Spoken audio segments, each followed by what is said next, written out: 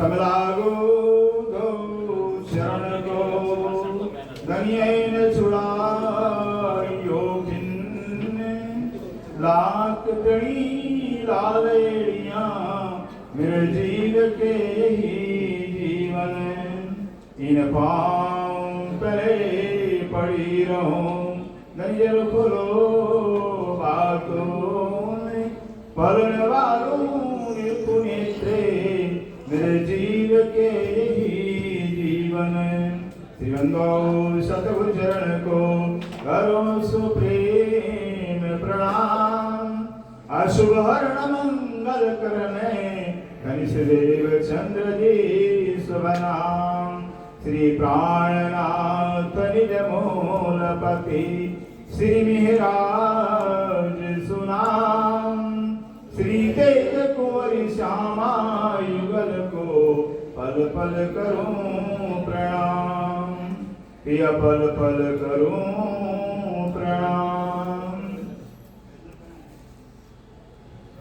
गौड़ा वहीने छूटे रे कर्म आपना रे श्री मेराज कहे ये मैं कीधा छे घना रे कीधा छे घना रे राग श्री विराड़ी आओ अवसर के बोलिए कारण एक बोलिया अन्य दी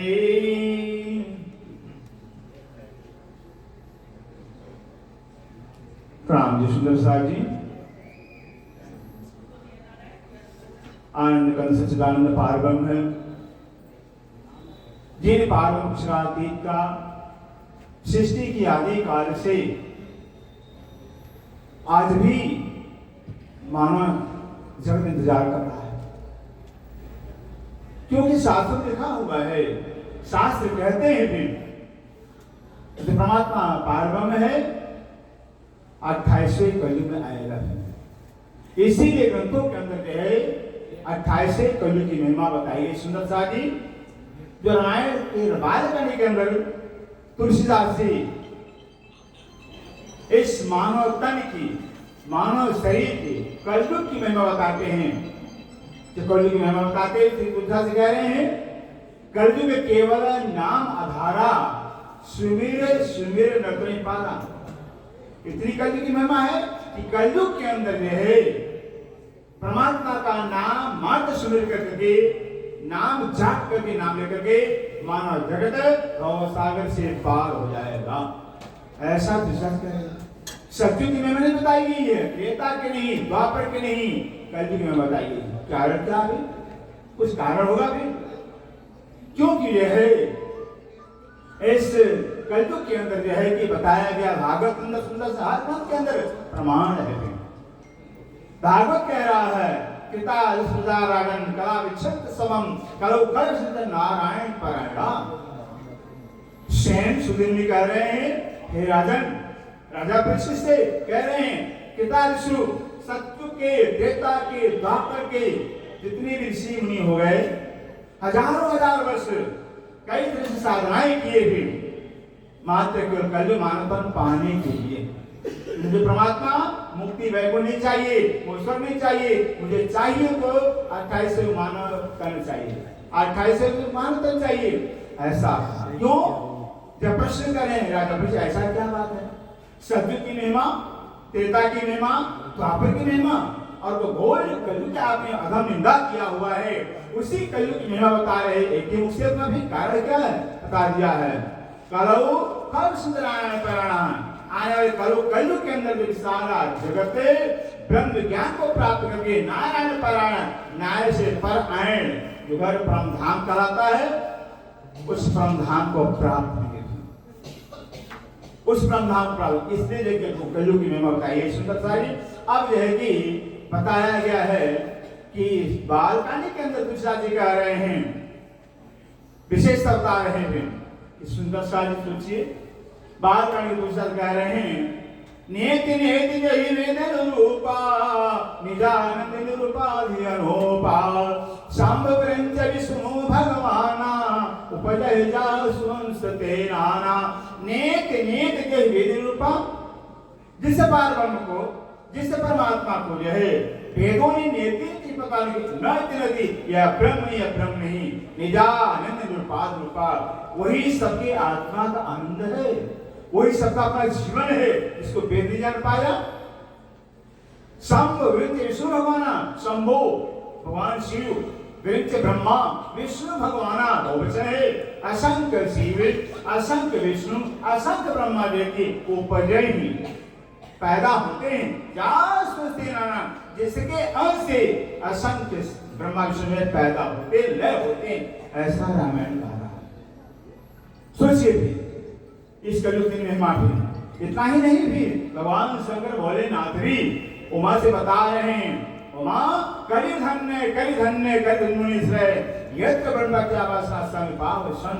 अरे कलयुग धन्य धन्य है उमा, धन्य है कलयुग, जिस कलिकाल कलयुग में ब्रह्म पियाओं का आगमन होगा, ब्रह्म सिद्धों का आगमन होगा, इससे कलयुग की महिमा बताई गई है।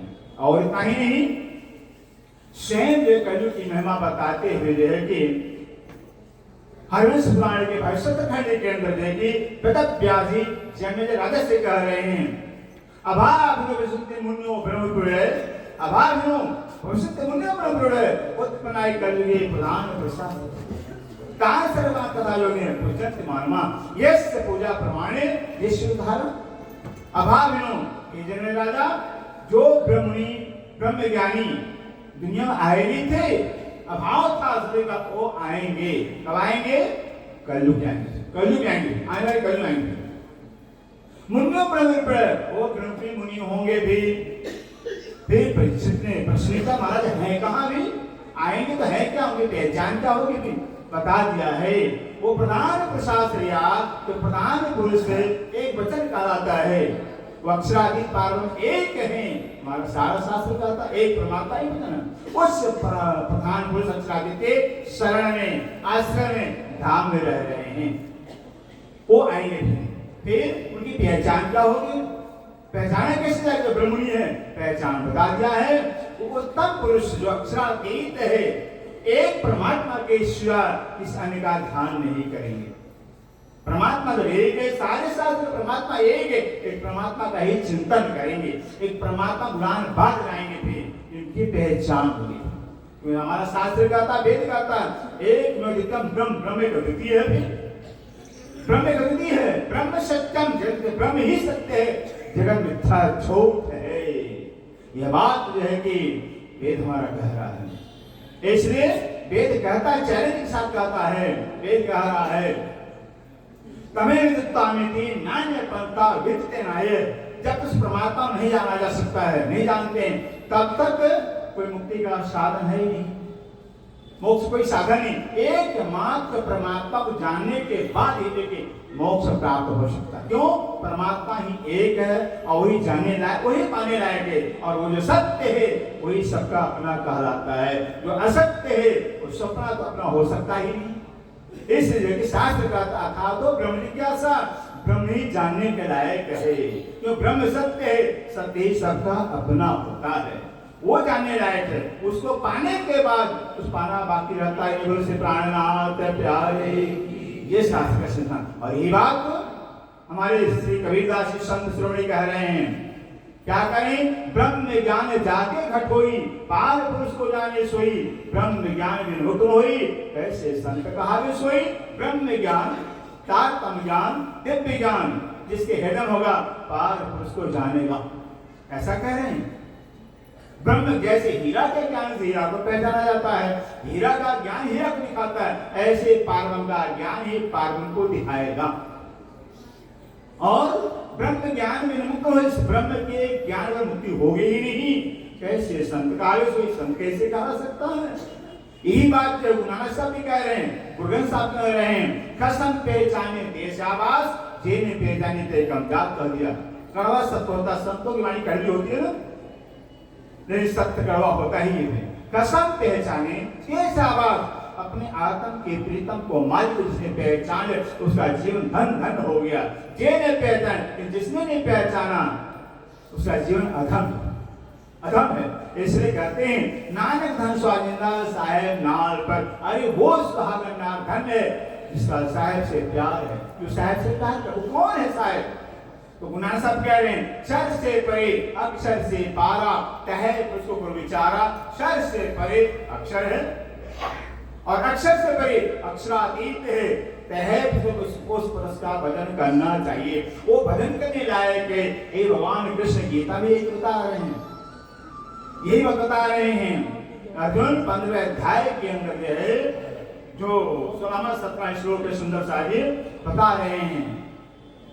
द्वाइमोक्ष श्लोके चराचर चर सर्वाणि भूतानि कूटस्थस्ते उत्तम प्रशस्तन्य परमात्म उदाहरित।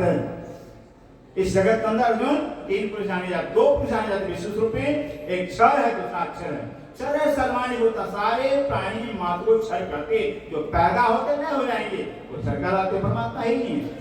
कूटस्थो, कूटस्थ माने अक्षर राशि अक्षर भंग कहलाता, वो परमात्मा नहीं। परमात्मा है कौन?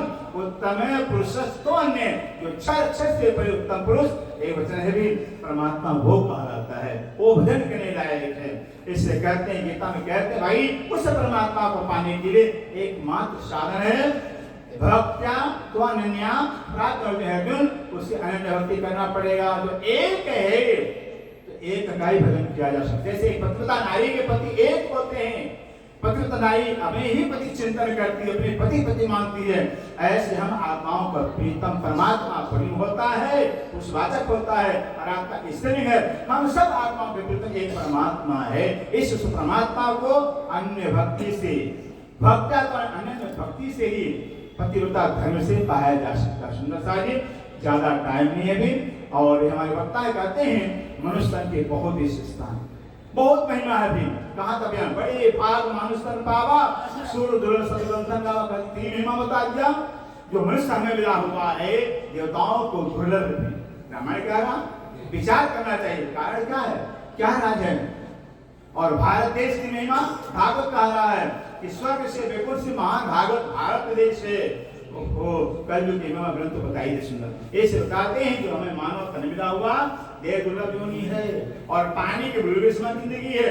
भारत देश मिला हुआ जो कर्म भूमि कहलाता है, जैसा कर्म करेंगे वैसा फल मिलेगा यहाँ पर भी।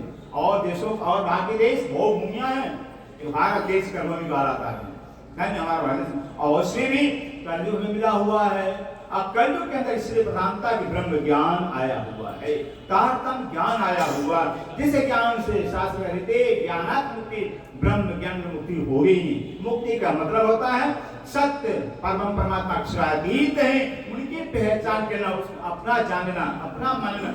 और संसार असत्य है, असत्य हो जावे, सत्य असत्य हो जाए, अपना हो जावे, इसको मुक्ति कहा जाता है। सुंदर साहब, इस सत्य को तो जानना पड़ेगा, जानने के बाद ये सत्य ही अपना होगा। सत्य मात्र एक रह जाएगा, असत अपने आप छूट जाएंगे। सपने में जरूर, जो सपने में सपना सच्चा होता है, जागने में सपना हो जाता है। ऐसे जागृत ज्ञान, तारतम ज्ञान, ब्रह्म ज्ञान पाने पर मात्र एक परमात्मा पार में ही रह जाते हैं शेष, बाकी सब सपना हो जाते हैं। बस वही जब रह जाते हैं ये पाना कहलाता है। बोलो श्री प्राणनाथ प्यारे सतगुरु महाराज की जय। सर्व